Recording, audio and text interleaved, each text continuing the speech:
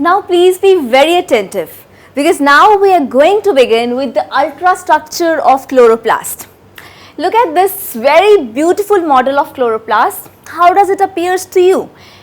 Well, to me, if I want to say that this chloroplast is covered with some envelope, and inside there is a core which is going to contain many these structures, as you can see inside.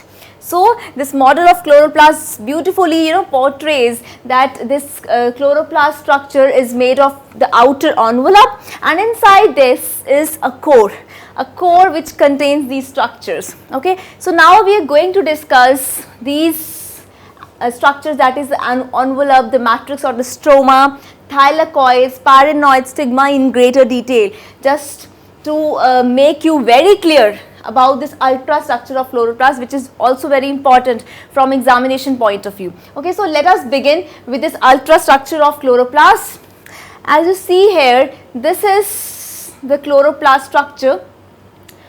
Here we will be talking about the envelope first. Okay, this envelope means the outer covering, and when we talk about the envelope of chloroplast, here you need to remember that there are two membranes. I told you that chloroplast is a plastid, and plastids are those organelles that have actually two membranes. Okay, so same way chloroplast is also having two membranes. One is the outer membrane and the other is the inner membrane. And this outer and inner membrane are approximately 75 to 100 angstrom thick.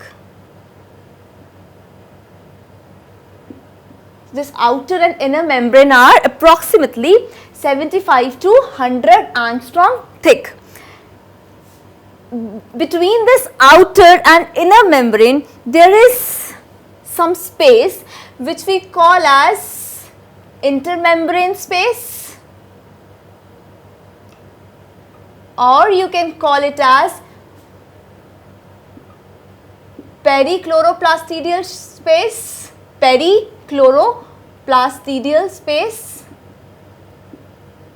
or you can also call it as interplastidial space. You can also call it as interplastidial space. So when you look here, you can actually have a clear view of what I am trying to say. This envelope has an outer membrane and inner membrane, and between these two membranes we have an intermembrane space, which we can also call as perichloroplastidial space or interplastidial space. Okay, we can also call this intermembrane space as perichloroplastidial space or interplastidial space, and this perichloroplastidial or interplastidial space can be around 100 to 120 angstrom thick. Okay, this can be around 100 to 120 angstrom thick, and you know that 1 angstrom is equal to 10 raised to power minus 10 meters. 1 angstrom is equal to 10 raised to power minus 10 meters. Okay, just remember this is for your general knowledge. I hope you already know that, but remember that when we talk about the envelope of chloroplast, it has two membranes. You can see in this image very clearly the outer membrane and the inner membrane, and between this outer and inner membrane we have an intermembrane space, which we can also call as perichloroplastidial space and an interplastidial space. The outer and inner membrane are approximately 75 to 100 angstrom thick, and the intermembrane or this perichloroplastidial or interplastidial space is around 100 to 120 angstrom thick. Now when we talk about this envelope, it is also very important to say that when we talk about this intermembrane space, it is connected to, it can communicate with an organelle, that is endoplasmic reticulum. Okay, so this has a connection with ER. Your ER is what? Endoplasmic reticulum. Okay, this ER means endoplasmic reticulum.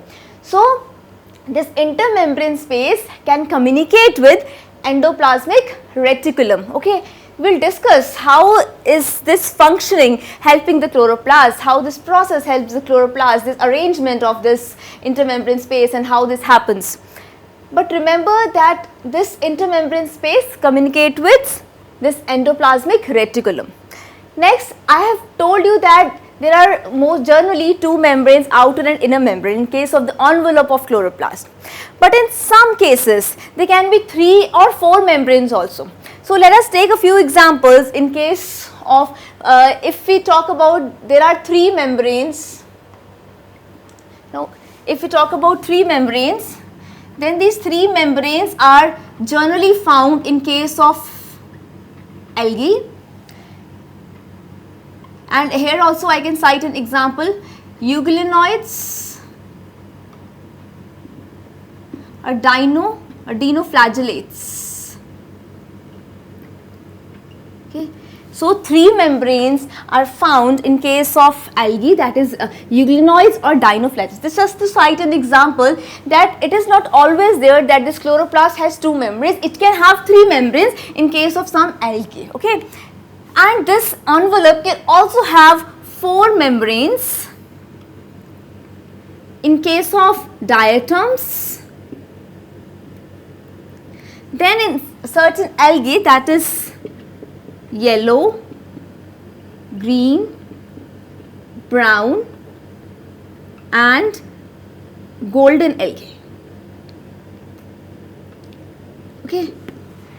So here you can actually remember that it is not always there that the chloroplast contains just 2 membranes. Some exceptions are there. Some algae contains 3 membranes and some also contain 4 membranes. Okay. Now, just explaining you this, I mean to say that depending upon their function, depending upon their structure, these chloroplasts has important functions also. Okay, so here if we talk about the outer membrane, this outer membrane is permeable membrane. Okay, so this outer membrane is a permeable membrane. Now what is a permeable membrane? Permeable membrane is a membrane which allows solutes and solvents to go inside them. Means it is going to allow everything to go inside. Okay, it is permeable. It allows to go inside. So outer membrane is permeable. So the solvents or the solutes, they can enter easily, they can cross this barrier of this outer membrane because this outer membrane is what? It is a permeable membrane. Next we talk about the inner membrane. Now this inner membrane is a semi-permeable membrane. It is a semi-permeable membrane. When I say it is a semi-permeable membrane, it means it is only going to allow some selected materials to go inside this structure, this chloroplast. Okay. So outer membrane is permeable, it is going to allow everything to pass through it. The inner membrane is semi-permeable, it will just allow only selected materials to pass through it. So that is why there are some carrier proteins. Okay. In case of inner membrane, there are some carrier proteins. These carrier proteins are going to carry those selected materials inside this organelle, that is this chloroplast. Okay. So since outer membrane is permeable, it is going to allow everything come inside. This inner membrane is semi-permeable, it is going to allow only selected materials to come. And this semi-permeable membrane has many what? It has many carrier proteins. So these carrier proteins are going to facilitate the entry of those materials inside this membrane. Okay.